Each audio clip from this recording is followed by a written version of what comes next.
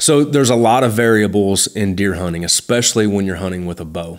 And so in this video, we're going to unpack some of the things that you can do after the shot to help you recover your deer.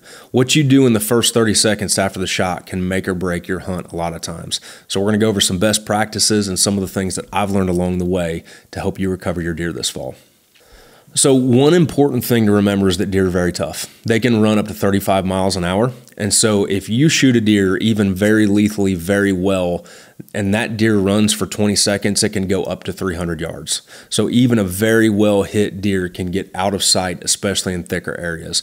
And what you do after the shot can really determine your odds of recovering your deer no matter where it was hit. The first thing is to watch the deer intensely after the shot. This is something I have a terrible time with, and especially younger hunters that get really excited.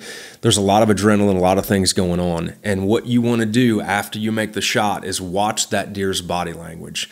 Whether that deer sprints off the entire way out of sight, or runs 50 yards and hunches up, or beds down, or immediately drops from a shot to the spine.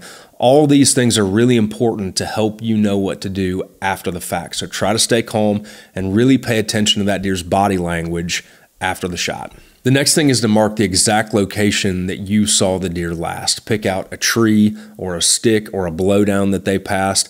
Deer don't always start bleeding immediately, and you may have to go to that spot to start your blood trail or start tracking that deer.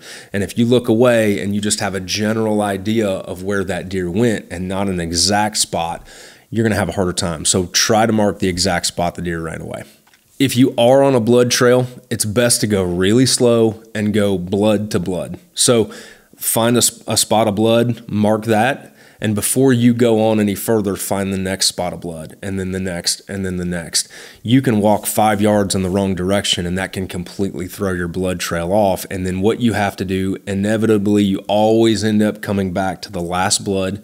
You look a little bit more closely and you realize, hey, that deer took a left turn instead of a right. So if you can, on a very sparse blood trail, try not to move forward too fast. If you kick over a bunch of leaves or you mess up the blood trail ahead of time, you're setting yourself up for failure there. So try to go very slow, pay very close attention, and find blood before you take your next step. And the biggest one we've always heard is when in doubt, back out. So if you are in doubt, back out of there. Deer will most likely expire in their first bed or two.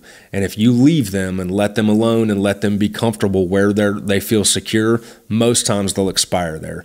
But if you go in too far and too fast and bump that deer out of that first bed, your odds of recovery go down dramatically, and you've set yourself up for a long day tracking in the deer woods. So when in doubt, back out. If you feel good about the hit, the deer's still going to be there no matter what time you get in there, and so be patient. So I hope you found this art and information very helpful. I work really hard with biologists at the NDA, the National Deer Association, to make sure my art and information is accurate before we present it here. So check out the NDA and support them. If you want to buy some of these prints, you can, only at ryankirby.com. And if you want to see all of the information we've covered in this previous videos in one video, check out the next one, what to do after you've shot your deer. We take all of the information we've done here, all the visuals, all the art, and put them in one simple video for you. Hope you guys have a great fall and this information helps you. Best of luck and enjoy your time in the woods.